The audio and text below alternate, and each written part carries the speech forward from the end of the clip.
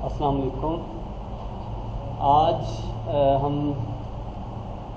Bayesian theorem को use करेंगे और इसकी ऑब्जेक्टिव ये होता है इसमें कि हम इसमें पोस्टीरियर प्रोबेबिलिटीज़ कैलकुलेट करेंगे। अब सवाल पैदा ये होता है कि ये पोस्टीरियर प्रोबेबिलिटीज़ क्या हैं। तो सबसे पहली जो इन्फॉर्मेशन आपको यहाँ से मिली थी स्टेट ऑफ नेचर के बारे में, स्टेट ऑफ नेचर जिसे आप S1, S2, S3 कहा था, ठीक है। डिसीजन ट्री में S1, S2, S3 ये स्टेट ऑफ नेचर्स हैं। तो इसके अकॉर्डिंग जो प्रोबेबिलिटीज़ हैं वो probability of S1, probability of S2 और प्रोबेबिलिटी ऑफ S3। तो हमें सबसे पहले एक रिमाइंड उस चीज़ का करना पड़ेगा जो सबसे पहले इनिशियल प्रॉब्लम हमने यहाँ पे की थी। इनिशियल प्रॉब्लम पे सबसे जो हमारा पहले प्रोजेक्ट था वो क्या था, वो हाउसिंग प्रोजेक्ट था, ठीक है। हाउसिंग प्रोजेक्ट था जहाँ पे हमारे पास 3 डिसीजन ऑल्टरनेटिव थे, D1, D2 एंड D3। और उन डिसीजन ऑल्टरनेटिव के अगेंस्ट हमारे पास 2 स्टेट्स ऑफ नेचर थी, S1 एंड S2। और यहाँ पे S1 स्ट्रॉन्ग डिमांड और S2 जो थी वो वीक डिमांड थी, जो प्रीवियसली हम पढ़ चुके हैं, ठीक है। यानी हाउसिंग प्रोजेक्ट हम स्टार्ट करें उसके लिए हमारे पास 2 चीज़ें थी, एक स्ट्रॉन्ग डिमांड जिसे हम S1 और वीक डिमांड S2 कह रहे थे। अब सिचुएशन ये है कि जो S1 प्रोबेबिलिटी ऑफ S1 और प्रोबेबिलिटी ऑफ S2 ये बेसिकली परसेप्शन बेस्ड प्रोबेबिलिटीज़ थी। फॉर एग्जांपल एक बोर्ड ऑफ गवर्नर है और वो आपस में उनकी जो परसेप्शन है, इनिशियल परसेप्शन, उसको सोच के वो बताते हैं। फॉर एग्जांपल ये मैं आपको यहाँ पे मूव करता हूँ ज़रा। ये प्रोबेबिलिटी ऑफ S1 आपने जो प्रीवियस एक प्रॉब्लम हमने शुरू में की थी उसमें 80% थी और प्रोबेबिलिटी ऑफ S2 20% थी। अब ये वो इन्फॉर्मेशन होती है प्रोबेबिलिटी ऑफ S1 और प्रोबेबिलिटी ऑफ S2 जो इनिशियल इन्फॉर्मेशन होती है, या तो ये परसेप्शन बेस्ड होती हैं या फिर ये हिस्टोरिकल बेस्ड होती हैं, ठीक है।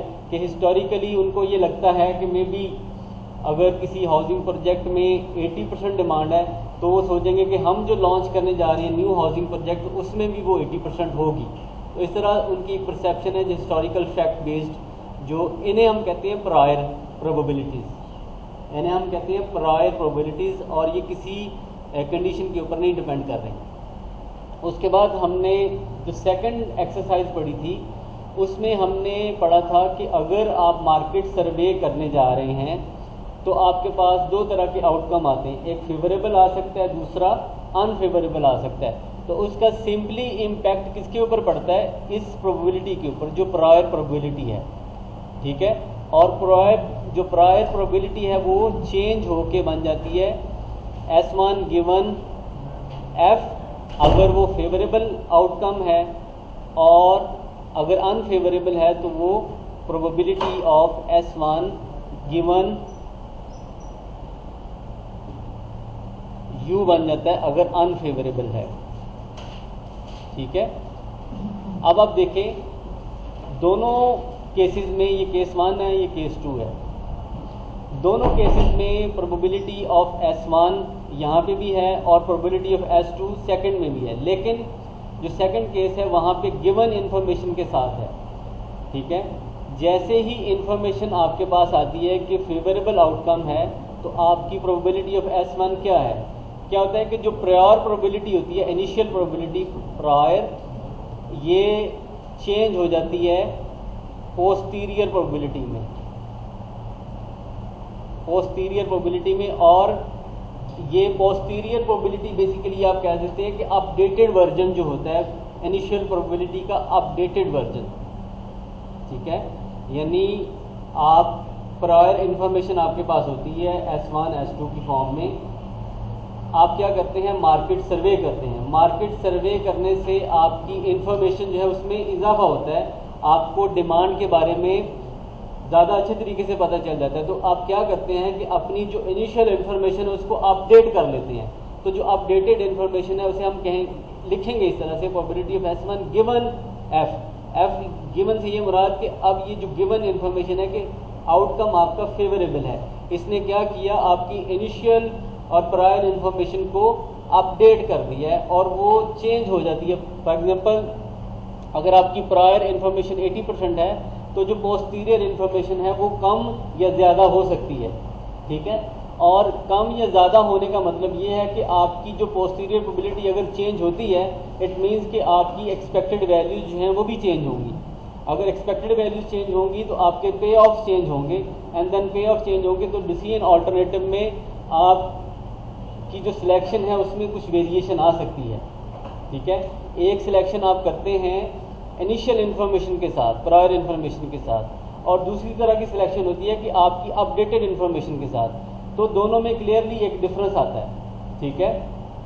यानी ये क्लियरली डिफरेंस आना भी चाहिए। एक आप चलते हैं मार्केट में, कोई हाउसिंग प्रोजेक्ट फॉर एग्जांपल आप लॉन्च करते हैं और वो पास्ट हिस्टोरिकल इन्फॉर्मेशन बेस्ड होता है, तो उसमें डिफरेंट आउटकम आ सकते हैं। और अगर आप इन रियलिटी मार्केट में सर्वे करके देखें और लोगों से पूछें कि आपको वाकई में घर चाहिए या नहीं चाहिए, तो आपको एक लेटेस्ट इन्फॉर्मेशन मिलेगी। तो आप कंसिडरेबली ये सोच सकते हैं कि हमें उसमें जाना चाहिए या नहीं जाना चाहिए। तो ये बेसिकली आइडिया है कि पोस्टीरियर प्रोबेबिलिटीज़ होती क्या।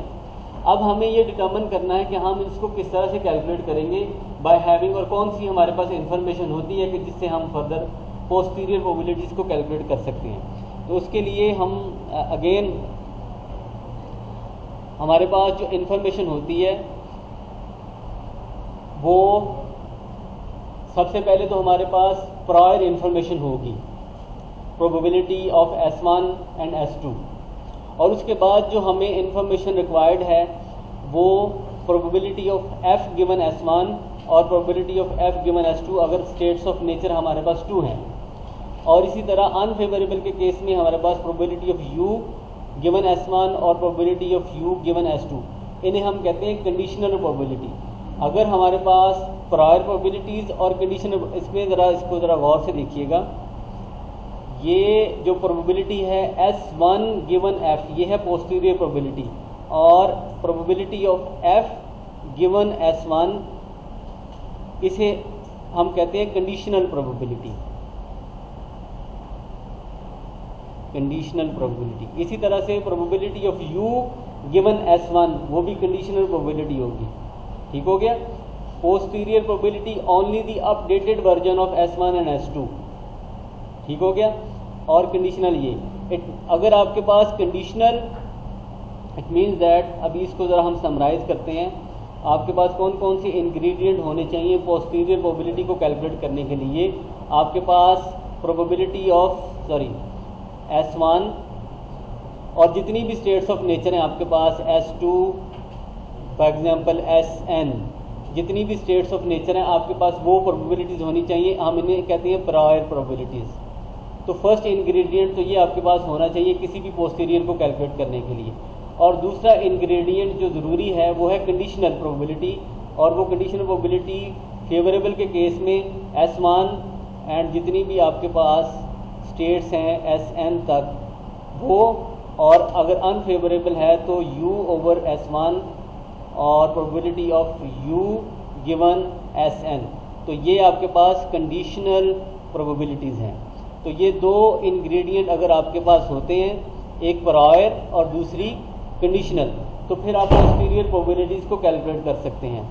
अब इसका मेथड देखें कि आप किस तरह से पोस्टीरियर को कैलकुलेट कर सकते हैं। अब सिंपली आप क्या करेंगे, दोनों जो प्रोबेबिलिटीज़ हैं आपकी प्रायर प्रोबेबिलिटीज़, आप उसको एक कॉलम में लिख लेंगे। अब देखें प्रायर प्रोबेबिलिटीज़ 80% और 20%, यानी प्रोबेबिलिटी ऑफ S1 और प्रोबेबिलिटी ऑफ S2 हमने 80% और 20% लिख लिया, ठीक है।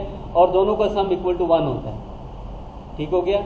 और इसी तरह हमने कंडीशनल प्रोबेबिलिटी फेवरेबल के केस में ये 90% है, ये 25% है, इन दोनों को हमने नोट डाउन कर लिया। जो दोनों इन्फॉर्मेशन है प्रायर और कंडीशनल, ये दोनों आपके पास है। अब इन दोनों इन्फॉर्मेशन को यूटिलाइज करके हम पोस्टीरियर को कैलकुलेट करेंगे, वो देखिएगा। आपने सिंपली क्या करना है कि 80% जो प्रोबेबिलिटी ऑफ S1 और probability of F given S1, यानी इन दोनों कॉलम्स को, जो फर्स्ट 2 कॉलम हैं उन दोनों को आपने मल्टीप्लाई कर देना है, ठीक है। यानी 80% 90% से मल्टीप्लाई होगा और 20% 25% से मल्टीप्लाई होगा। ज़रा जल्दी से कैलकुलेटर पे ज़रा कैलकुलेट करें, 80% और 90% मल्टीप्लाई करके ये 72% बनता है, और इस तरह 20% और 25% मल्टीप्लाई करें तो 0.05 बनता है, बन गया।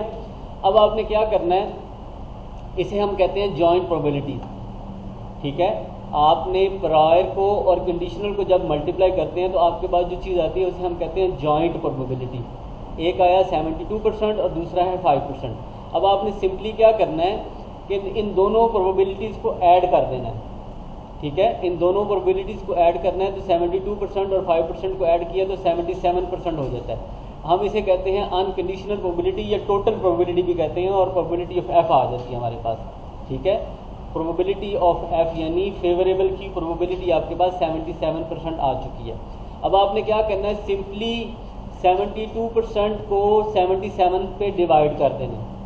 72% विल बी डिवाइडेड बाय 77%, तो देखिए आपके पास एक आंसर 94% आ जाता है। चेक कर लें आप कैलकुलेटर पे कि 72% को डिवाइड करेंगे टोटल पे विच इज़ 77%, तो आपके पास आंसर 94% आना चाहिए जी, वो राउंड ऑफ करके 94% आ जाता है। इसी तरह से आपने जो दूसरा कंपोनेंट है इसका जो 5% है उसको भी आप 77 से डिवाइड करेंगे तो आपका दूसरा कंपोनेंट जो है वो 6% वो भी आ जाता है।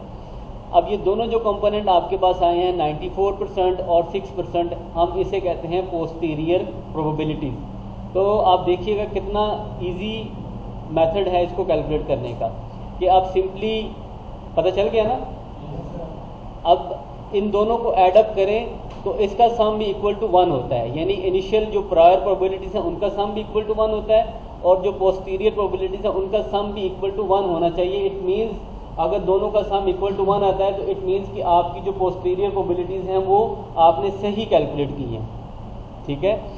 और इसी तरह से अगर आप दूसरी एग्जांपल देखते हैं अनफेवरेबल केस में, तो अनफेवरेबल केस में आपके पास जो प्रायर इन्फॉर्मेशन है वो तो सेम रहती है 80% और 20%, लेकिन जो कंडीशनल प्रोबेबिलिटी है वो चेंज हो गई, वो 10% और 75%। आप सिंपली क्या करेंगे, इन दोनों को मल्टीप्लाई करेंगे, दोनों कॉलम्स को, जो इनिशियल कॉलम है, और आपके पास थर्ड कॉलम आ जाता है जॉइंट प्रोबेबिलिटीज़ का। दोनों को ऐड अप किया तो 23% टोटल प्रोबेबिलिटी आ जाती है, जिसे हम प्रोबेबिलिटी ऑफ यू भी कह रहे हैं यहाँ पे, अनफेवरेबल की। अब सिंपली 23% डिवाइड होगा 1 बाय 1 दोनों से, तो आपके पास पोस्टीरियर प्रोबेबिलिटीज़ आ जाती है इस तरह से। तो ये एनी हो इसकी एक कह लें कि सारी एक स्टोरी है इसको कैलकुलेट करने की। अब मैं इस वीडियो को ऑफ कर रहा हूँ और आपको एक चांस देता हूँ कि हम किस तरह से प्रैक्टिकल क्वेश्चंस में जाके इसको कैलकुलेट करते हैं।